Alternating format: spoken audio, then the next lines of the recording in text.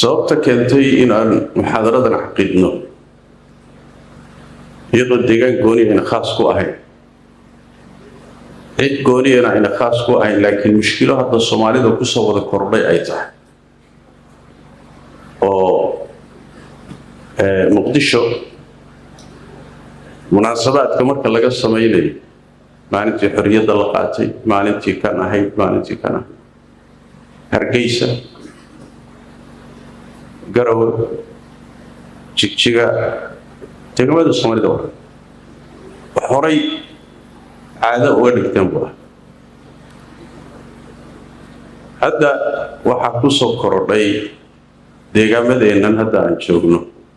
gaar ahaan magaalada Gaarisa hadda ka hadlayno aan dhex joogno maalmahan waxa ka socday waa la socotay waxaan horay intaan anaga xusuusto ku cusub magaalada ku cusub wax loo bixiyay fan dhaqameed ama culture fan dhaqameedkan la isugu yimid oo madax badan yimaadeen oo dad badan xataa dibadaha laga marti qaaday oo ummado kaleetoon xataa Soomaali ahayn meesha la isugu keenay maxaa ka dhacay maxaase ka socda yani waa wax ummadda diinteedii iyo dhaqankeedii iyo culture-kay lahaan jirtay ee diinteeda ku fadhiyay totally ka soo horjeedo magaaladii iyo mustawaha ay gaadhay nabad la socotaan oo shawaaricdii iyo jidadkii iyo meel walba iyo hoteeladii way saamaysay dadka mujtamaca labeentoodii madaxdii dumarka waaweyn ee da'da xijaabka qaba odayaasha garcasta ah dhalinyaradii wax ka maqani ma jiro meesha ka socda waa wax u baahan marka in bulshada laga baraarujiyo kii khaladkaa galayna la yidhaahdo war khaladkaasi adigana dhib buu kuu keeni ummadda iyo dalkana dhib buu u keenayay ka daa kii kaleete ee aan gelinna in la yidhaahdo iska ilaali lana muujiyo dhibaatada ay leedahay arrimaha noocana markay bulshada ku soo bataan iyo maxaa ka dhalan kara maxaa ka imaan kara wax la fududaysan kara ma yahay oo sidaa intuu kuu maro caadi oo saa kaaga dhammaanaya may mise waxaan raadkiisu uu hadhi doonaa oo khatar weyn buu ku yahay dalka iyo deegaanka iyo diintaba waxaan u baahan in la isweydiiyo diinteennu qur-aanka iyo sunnadu waxay tilmaamayaan waxa kownka ka dhacaya masaa'ibta dhacaysa mid guud iyo mid gaaraba waxay ku imaanaysaa oo sabab u ah bini aadanka dambiyadu galaya ma asaabakum min musiibatin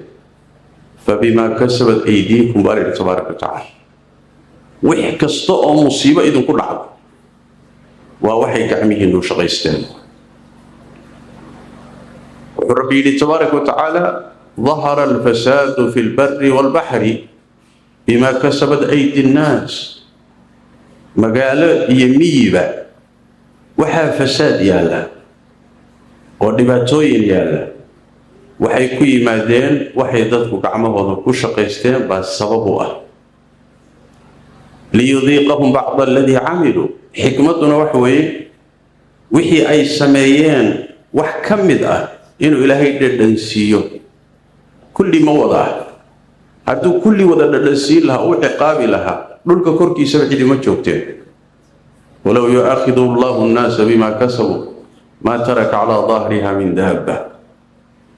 وحان سميني نردن هدي إلهي نوقف الله أو دلقاتك إلهي أينان وسنو دلقادا الله دولك كوركي سبكمين النولانين وحن نولا حتى كمان نولانين لكن إلهي دلقاتك سنكو جوكنا marka wax kamid ah dambiyadan galayno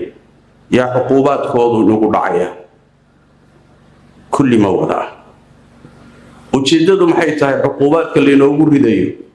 دنبي إنه الصواب هو هذا لكن محي نقول دعيا وحي نقول دعيا لعلهم يرجعون إلى صون قرنه on khaladka ka garawno oo aan qiranno inaan khalad galay allana u soo noqono u toobad keenno oo niraano rabbiya waa khaldanay raali naga aho la'allahum yarji'un shay u soo noqdaan marka waxyaalaha dhacayo dhan ilaahay adoomadiisa ma dulmiye adoomadu iyaga isdulminaya allah wuxuu leeyahay tabaaraka wa ta'ala الله أدومه ما ظلمي لكن يجا نفتوض ظلمنا نجا صبي سواء وحاضر كيسان